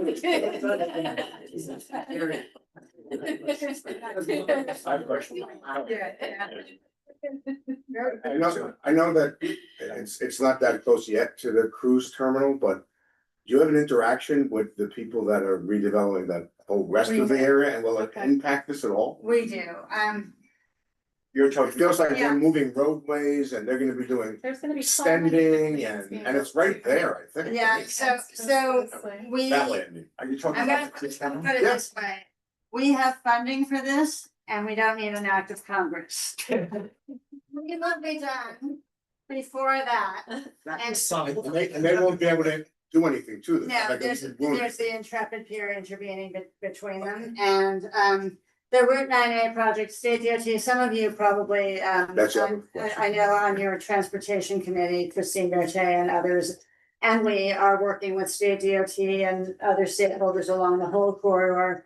Thinking of macro sort of ideas for improving actually not the cruise ship terminals per se, although there's some thoughts of overlap there, but. Whether there's an express bikeway that's built someday for micro transport versus like regular cycling or other things, that's a state transportation ideas effort that's underway right now that we participate in just the same level as you. The cruise ship terminal project is a whole separate massive infrastructure Yes. project. I think that basically the way I look at it is I don't think physically that would affect this at all. And I think that when I see visitors to New York with their, you know, getting off cruise ships, wheeling their suitcases down the bikeway and the Esplanade, I'm gonna be really happy to give them this taste of New York at first, you know, Yeah, I think that'll be a that's right. nice thing. Just a quick, it's a little kooky, but just hear me out.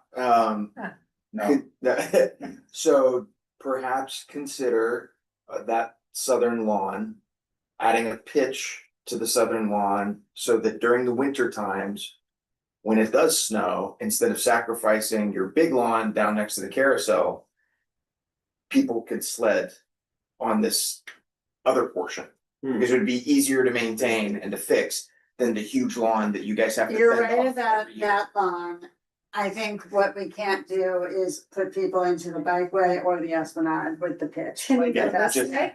It is, you are doing it on a bit of a slope, right? It does have slope, right now it's probably higher here, but lower there, but it's an interesting thought. It's Super from exciting. north to south. It's on a Yeah, side. that's what we know. It's on the side. It's an interesting thought. Too, that's really exciting. But I do wanna make the point that it is pitched. It is pitched. And it's nice because it's a sunny lawn. Right. The view is great. It's meant to be pitched towards the view of the water so that you can, you know, all see it and enjoy it. you meant pitch towards the water, not pitch north-south. Right, right, You might which be will be east-west. different, yeah. Great, so exciting, get it done. Yeah, it's beautiful. So what are our next steps? We would love a support letter for our. So I knew you were coming. For the design commission, but it can be like, I think, very simple, right, Tom? Yeah, I think we love it, especially the meeting exclamation point. We'll take that. We just do that? The meeting itself is not until July. But for submission, they would love an email saying. It can literally be an email. I mean, I think what they want to know is that we shared with you. And generally, you know, that. I call it a letter of acknowledgement or, you know, something that, you know, we came to you, we presented, if you have. Do you need something before the next board meeting? Well, we're submitting to PDC on June 26th. So ideally, it's something that we can include with that. The next board meeting is early in July. It's the end of July, actually. It's July 22nd. July 22nd, so that. So I'm trying to think about what, We can speak. if you sent an email just saying from the committee that we showed it to you even as. We can write a letter, I wish Jesse were here. Exec, administrative. Yeah, when is it? We can write a letter that gets sent and ratified at the next board meeting. Marty, And we that can it- include this in the June exec, and then we can send it out and ratify it at the July board. I think you said if we send out a letter, it needs to be ratified at the next board meeting, but we can do it subject to that ratification. Yeah, so Did you so we say can that? bring it, yeah, so we can bring it up to the exec meeting, which I believe is on the 22nd of the month, June 22nd. And then we can send it out. I'm looking at them, they know more. I mean, we might even just be able to have an email that says, on June 11th, we presented a design to you. And to also be in the letter. No, I think that's perfect. That's Suggestion for that's the, for submitting. Around. That's a day. We're submitting on June 26th. Without shade, with that. So So it's Monday and there's. Yeah, we can incorporate that to be included. The only We can suggestion. even say, I think what we did for concept, we said that community board resolution of support was forthcoming or something. We just said we should. Yeah, we could do that. We Yeah, started with that. we could do that. That would just be that we met with you, that you are going to write a letter that we understand is That is, you would- generally supportive That they and should look forward. generally supportive and we Yeah. will share. So here, just a note. My head's a little stupid right now. The sequence of events will be that you will send a letter that says that you have been here and we loved you. We will send a letter or write a letter. And we're gonna send that letter. that we've been. We will No, we will indicate in our write-up to PDC and in questions that we've met with you, because they'll.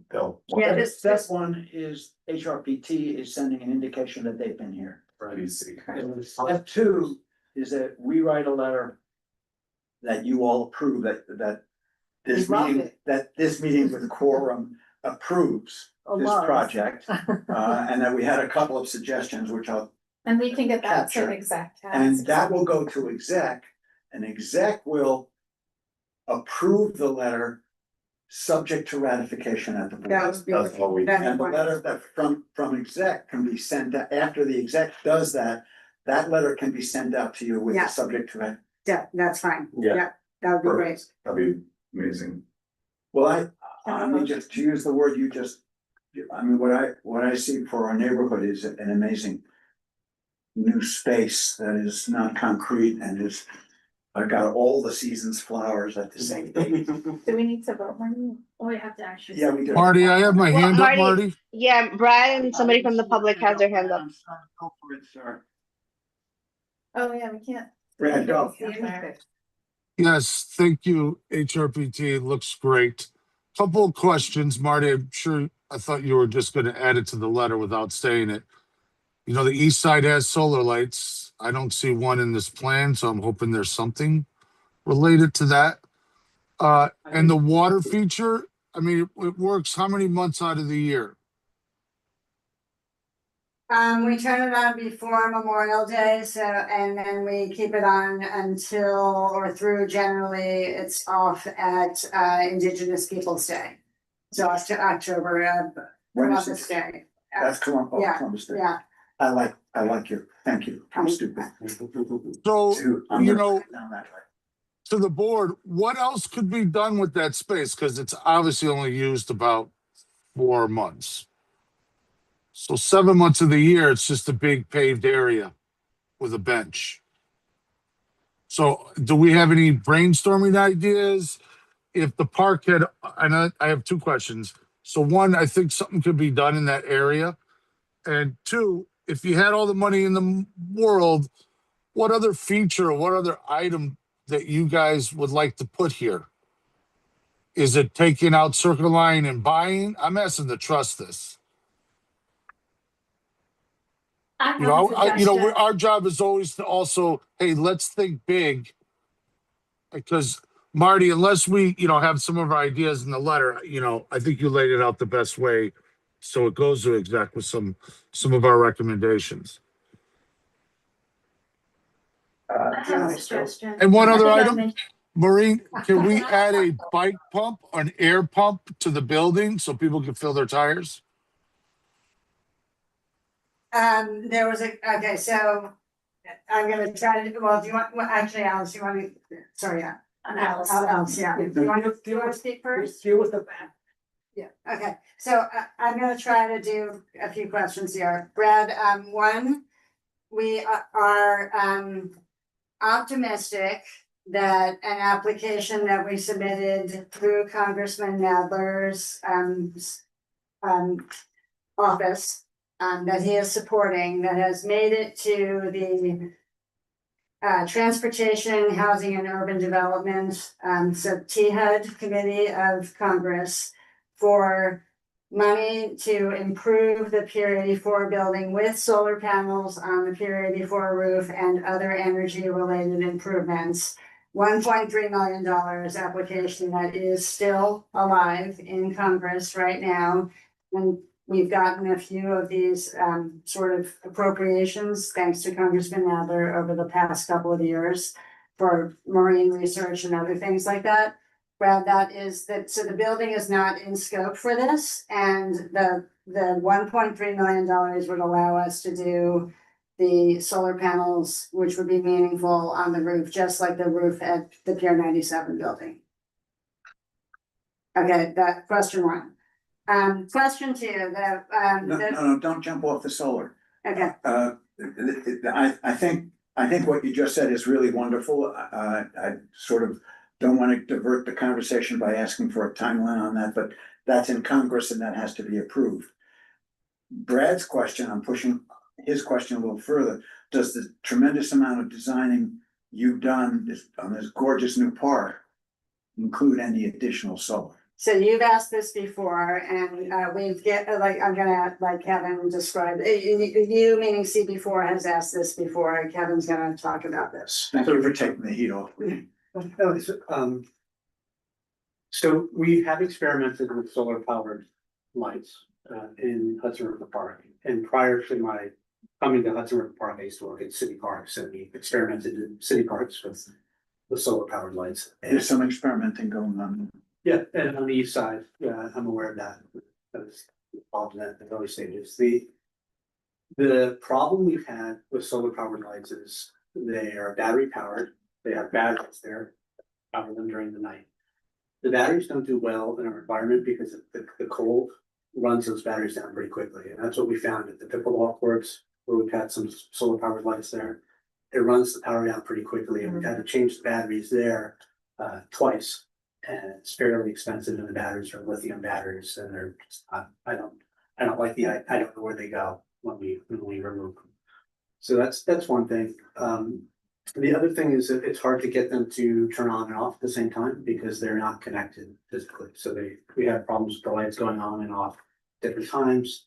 And as the batteries run down, the light output level drops too. So there's a sweet spot when they're new for 9 months or so, and then they start kind of degrading over time. So what my approach to it has been, we get out of the energy storage business and we generate power kind of en masse where we can, where we have the surface area to do it. And we do a net metering arrangement with Con Ed. So during the day, we generate much more power than we need off the solar panels. The meter runs in reverse. Con Ed gets that power when they need it most during the day, when everybody's air conditioning is running. And then at night, when we need the lights on, we pull off their grid and we use it that way. And I find that that's just a more efficient way of doing it all. And I think more sustainable at the same time. So to Noreen's point, we're really pushing to get these solar panels on the roof of the 84 building. There's a lot of surface area there. I think that's a perfect place to do it. We've done it well at Pier 97. We've done it at Chelsea Waterside. Prior to this, we did it on a very small scale, City Parks in Washington Square Park. And I just think that's the way to go. So that's my. You're doing this already. Yes. And that's Chelsea Waterside Park is working out well. Yes. And Pier 97. Pier 97, even more so, because it's just so much more surface area on that building. That a lot of solar panels. And you're using the 97 solar to power lights when you, oh no, it's the net metering. It's net metering. Kind of. Which is great because we don't have to store the power and we don't need to maintain the batteries. We don't need to do any of that stuff. And it gives Con Ed the power when they need it most, which is awesome. Were you able to hear that explanation, Brad? Yes. And then I want to talk about the actual water site there. What Yeah, other so uses could we come up with the brainstorm? And then the one other thing, I would love to see a slight pier kind of pop out like a fishing pier or a viewing pier that kind of projects kind of over the edge, you know, like a rectangle fishing pier or something like that. If we could add, just a thought. So we are not allowed literally by our law to put a pier in a place where there wasn't a pier in 1998, when the park was created. I'll remind you, I mean, the hook on the western end of Pier 84, beyond the main part of the pier, there is a unique sort of hook, and that is frequently used by people fishing. And it was a really good spot for people fishing. So that, you know, what we're showing you is sort of a micro setting without the rest of Pier 84, where there is a spot that is pretty frequently used by people fishing, in my years of doing this. So we're not planning to add a fishing pier. The fountain area is something that I think we could talk about what kinds of other uses are there, but I will say that underneath the fountain is a network of pipes, and putting anything that requires piercing that sort of thing with anything that, like furniture or trees with roots or anything else like that, I mean, Joe can talk about this, but it's probably not possible. Yeah, there's a lot of equipment down there, but I also wanna say that, you know, if you look at the existing area right now, it's a very, very wide expanse. And what the design does today, or like that we presented today, it is doing is that really it's like cutting that like almost like 3/4 of that space, giving it back to planted areas, trees. So that I think will significantly change the character of that space and the environment. So then you have just the circle of the fountain as something that is on and off, you know, seasonally, but and that you can walk through, right? And it's open. But the rest of the areas are gonna be now areas that you can use year round to sit because you have new benches, or to exercise because you have the exercise equipment, or the play nature play area because that area is taking over some of the paved area that was around that fountain. We also do programming off season when the fountain isn't on. So like we had a big participatory dance at the fountain area last year where the public learned to dance, and then that was performed. On the fountain area Yeah. itself. Yeah, it becomes like And a stage. stage. Our submerge events, the Marine Science Festival, the water's not on usually for that, and we are using that area for some of the kids programming and other things that we do, so. It's an area where Flexible space. you see kids run, and you also like running space is nice, but we also use it as not empty space. We use it as part of the space that we sometimes do our cultural or other community programming in. Well, one idea could be, though, I get what you're saying about structure, but a kid maze on the ground, hopscotch, you know, different things that could be labeled on, so it's a year-round thing for the kids. And then, yes, you use it for dancing, but to activate it a little bit more. And those things all could be fun when also the water's going on, you know, Yeah. So I think I just really want to look at that because it's a good spot that we could utilize more often. Thanks, Brad. Just to let you know, I was surprised to learn this myself. It actually is a maze on the ground. It's like a labyrinth. Yes, Yeah. it's a spiral geometry that's kind of like a maze, so we're keeping that. That doesn't change its But course. I hear the comment that you would like us to look further, and you haven't thought to. Well, no, I was just thinking, you know, along with the performance, you know, it does give a great open space for that kind of thing, performances. But even the opportunity to incorporate some kind of community art, you know, if you're looking at it just from the above, but it could be, we have the maze there, but even some kind of art that does kind of create a pathway that you follow through, or that you can sit and look at, or, you know, something like if he's looking for other uses, but don't take away the water. Yeah, don't take away. I would also say that I think you just sometimes need some space for kids to run. You know, you have all this other play area and stuff, like if I'm with my grandkids and I'm eating at the place and they just wanna have a little catch between the two of them. You know, I mean, just gives a place to play, you know, tag or Learn how to ride a bike. learn how to ride a bike, or just be open. You don't have to fill every single space. But the with something. hopscotch. They could do it on their own. Yeah, or. They just take their chalk and they make it. So the width You take the in New poles York. out in the winter? Yeah. Yes, Yeah. yes, and it's. I just like the open But space. that- It's flexible for, Festivals, and it's just. be flexible, but Space. I think kids need to run. I think what we're hearing is like programming is actually kind of the answer to it. Yeah. You know, like I don't think it needs to be a physical permanent thing. It's an opportunity that we probably can make better use of after we have it all. And to your point, Javier, it's a right now it's a leaky space. It's too big. It's not confined, it's not focused. And after we do this, we'll have seating around it. It'll be much more focused. It'll be nice and level. And when the water's not on, it's a programming opportunity. We can do dances or seasonal displays or art or whatever. Actually, it's so rare to have a nice, open, well lit, flat, level space. That in itself is kind of an amenity. Just real quick technical question. Is my understanding of the phase that you're at right now, is it really any big changes at this point in the design, or kind of not even implementable because you're going to go seek approval? Yeah, I mean, if you had said, I hate this, Yeah. That would have been a problem in part because there is an approval step beyond this, but the public design commission. We were to you previously to talk about sort of the what do you want to do here aspect of it. And this part is sort of the what does it feel like? So we build on this over time, right? So we had already done through all the community workshops and everything that we did, the what do you want to do? We want to have pedestrians separated. We want some whimsy. We want environmental features like the rain garden. We want those kinds of things were the first part, the concept part. And then from that, you then start talking about, well, what does it feel like? What are the dimensions? What What's the reality of it, yeah. So the tables that are alongside the building where they'll still be there as well, like that Different table area. tables. Okay, but Yeah, like tables. color- Yeah, okay. Yes.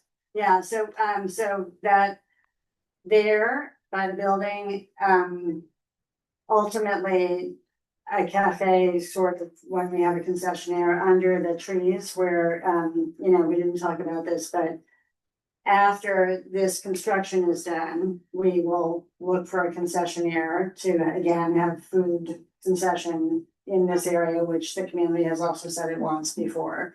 We can't do that now because we'll be digging up their site and no one will want to sit there while we're doing that. But after this area is constructed, we'll have a food concession again, and there'll be also tables under the trees that face the fountain. Yeah. And just to close out, actually that's why I was asking, is how many changes can actually be accounted for? Because I know she's gonna have an excellent idea, I just don't know where it's gonna fit. So my thing is, I think I say this a lot to you, but I love the idea in Europe and Asia where on the sidewalks, they use human foot power to generate energy and store it. Yeah. So is there any capacity along this new development to integrate those platforms and wires underneath? It's piezoelectric. I am just learning about this. We've presented it prior. We've presented to almost every big development here, and we sent it to the city. Because like in Japan, on their normal sidewalks, it's producing energy. We've brought this up many times, so it's so great to hear it again. Because it should at least be called an experiment, but it'd be great to try. I want a wind turbine, like a flower wind turbine that they make to go with the solar. So we've sent that to the board a few times. I know Marty, I've sent it to Marty as well. Those are used all over the world now too. Yeah, I remember the suggestion, I remember the conversation. I mean, bluntly, I don't think this is the spot where we thought we want to deliver a lot of green space to you here. Like that is really something that I think we heard from the broader public and that we want to really deliver some green space here. And I think that, the Esplanade itself is probably not the zone for that. We are going to be designing an area south. I mean, so remembering the beginning graphic here where we have another section of this design effort that we will be doing between south of Pier 76, also the temporary path that we'll be building while we wait for Pier 76's eventual future. I think places like that are the better places for experimenting, because frankly, in New York City, this is still going to be in the experiment category, because it's not sort of proven here yet in the salt environment in our setting. So broadly speaking, I think that we are looking to how we can be greener and design forward in what we do. But I think we have so very little opportunity to do real green. And we need whatever it is also to really succeed. And honestly, the salt setting that we have is challenging for a lot of materials that work in certain other places. And Kevin and Tom can talk more, or Jadiel, I'm sure can talk more about that. Well, I will definitely look into it because it is new to me, so I don't want to pretend to know. So I will look at it. Excuse me. So I think we have a letter that is effusive in the first couple of Sorry, paragraphs about sorry what to we. interrupt. Susan Bazu had her hand up. She's been waiting to speak. We can't see here, so thank you. Who has their hand up? Hi, Susan? Please. hi, this is Susan Basu from the Pier 84 Boathouse, Manhattan Kayak. I'll be very quick. I know we're late. As somebody who's been here year-round for 14 years, walking straight through to go to the boathouse, I can tell you what people need a little bit. First of all, this is an excellent plan. I love Hudson River Park for doing this kind of thing. People really need it. Think about what this looks like in December. Really look at your visuals. Are there evergreens? Those are dawn redwoods there. Those big dawn redwoods lose all of their foliage come the winter. I can tell you it looks pretty barren all the way until April.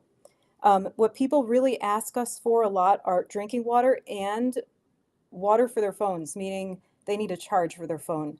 So making a way for people to plug in, whether it's solar or while you're down there with the wiring, to make a charging bench for people. Otherwise, there's no place to charge your phone if you are dead. There's a drinking fountain, but it's nowhere near the outdoor exercise place. That could be very helpful. You know, if you go to Jersey, you'll see they have a ton of drinking fountains. Finally, question. Is the flood plan configured into this? So for example, as we get more storm surge and high tides, how will all these elements react when water washes over them or even inundates for a few hours at a time? In terms of the vegetation, answering the first question, I think that that's definitely in our plan. Like, I mean, we're developing a planting palette.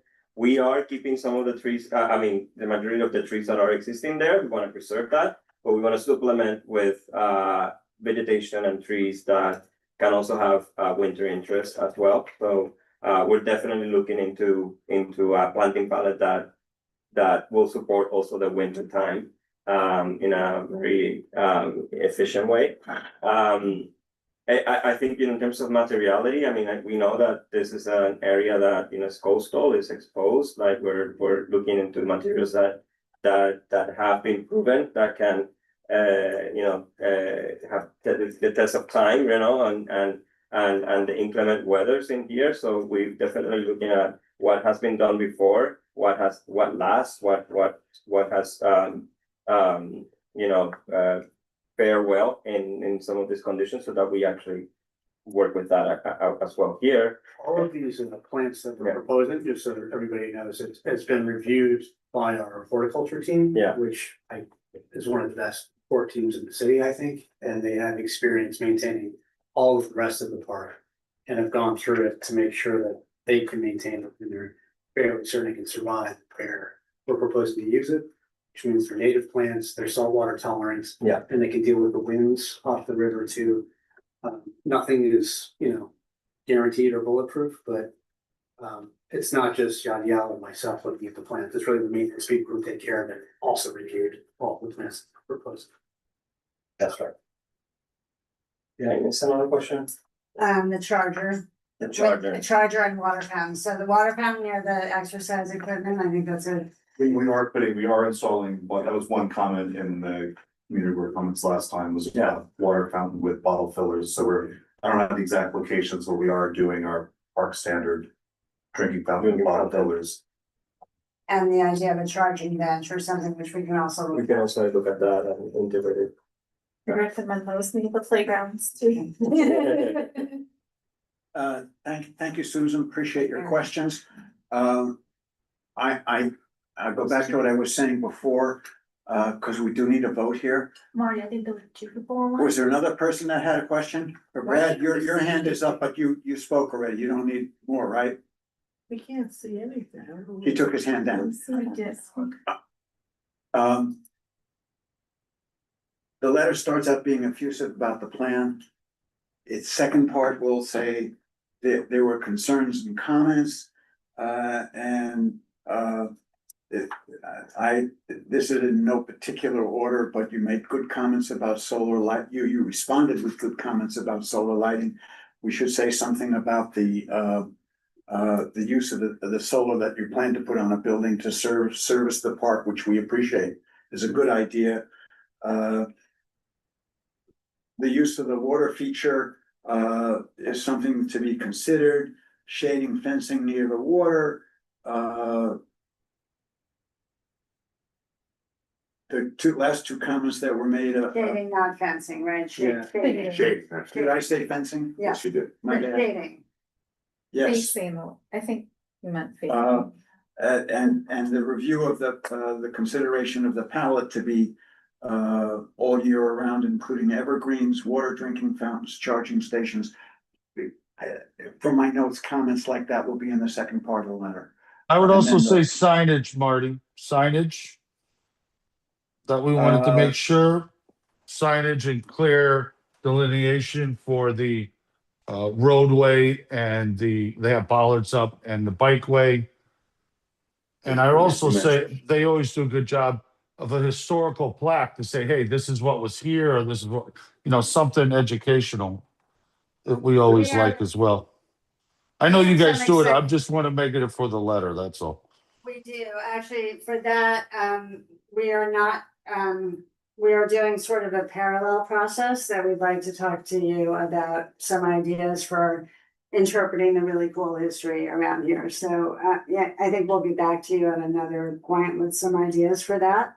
But yeah, we are definitely planning to do that. Is that part of the PDC discussion? So Let's leave that out. our favor would be to ask for that piece not to be in the letter that we share with PDC, because we'd like to pursue that with you sort of as a secondary idea associated with building improvements that are not part of this proposal, the landscape.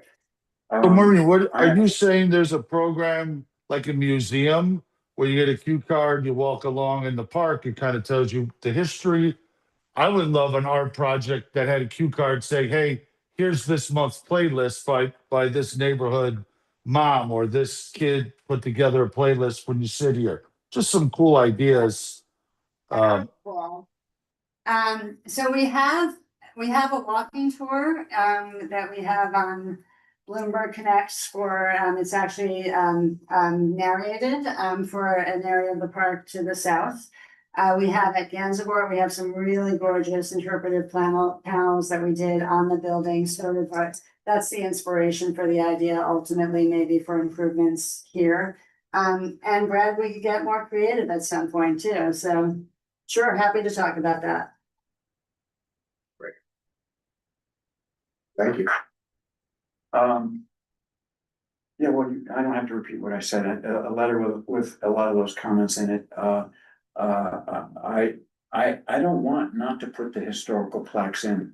Well, because it's a fabulous idea, but I don't think it's clearly not for this project, and it should be carefully put in there. It's a nice, the history of New York is rich, and the west side of New York has a rich history.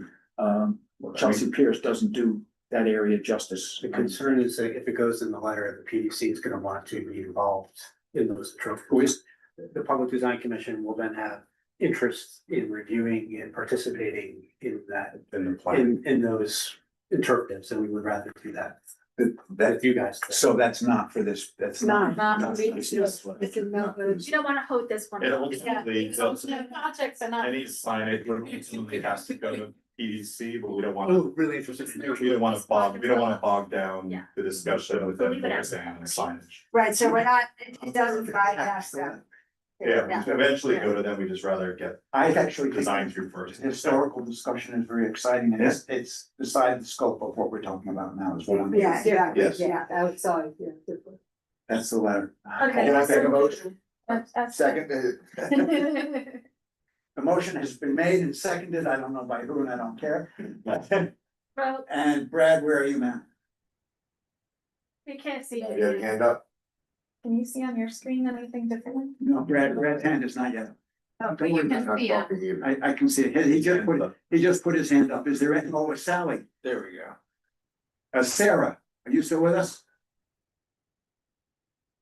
Sarah Appleton, are you still with us? I don't think you are.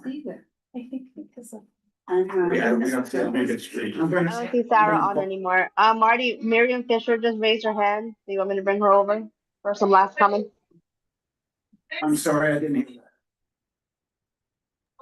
Miriam Just raise Fisher your hand. raised her hand to provide comments. Do you want me to bring her over? Yes, please. Yeah. Brad.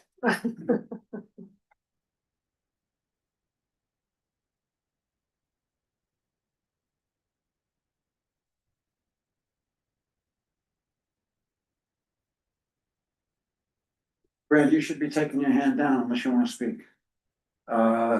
Miriam, go ahead. I see your name on the screen. Yeah, this isn't about the Hudson River Park. I just wanted to get this on the radar and know how to proceed. I had, some months ago at one of the meetings, I had asked about bathrooms on the park on 10th Avenue between 22nd and 21st. And people were here from the Parks Department who said that they were working on different kinds of bathrooms and there'd be a pilot program. I didn't want this never to get mentioned again because then it wouldn't happen. Should I bring it up at another meeting? How do I, proceed to sort of get something happen and done? And I just wanted to bring this up before you close for the night, just to get it on the radar. Should I? That will be under new business, which is next. Are you able to listen right now? I can hear you, not that well. Good. Okay, so we're gonna come back to you. We're not gonna talk about this right now. We're talking about the Hudson River Park letter. So hold on, please, for a few minutes. Okay. I actually think we're finished with Hudson River Park discussion. Yes. We voted, right? We voted, we were all in favor. A letter will be produced. You're gonna say that we loved you guys in your notes, which we did. I mean, it was fantastic. It just looks so much better. It's so great. Thank you. Thank you.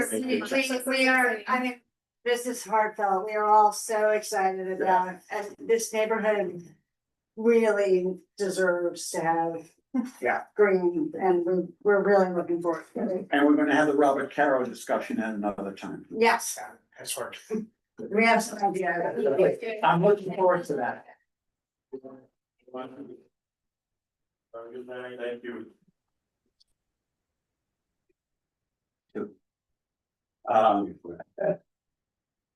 Miriam. Hey, Martin, I would make sure that we make the comment that the dog park is staying and will be open. I think you know how critical that is.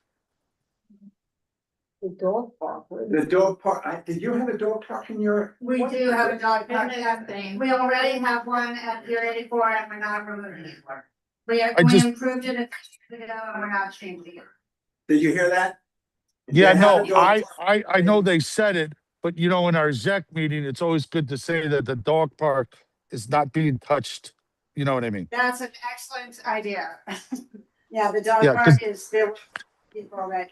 If we don't clarify that, sometimes I could grow, you know what that turns into. Corey Johnson taught me that. You don't play with the dogs.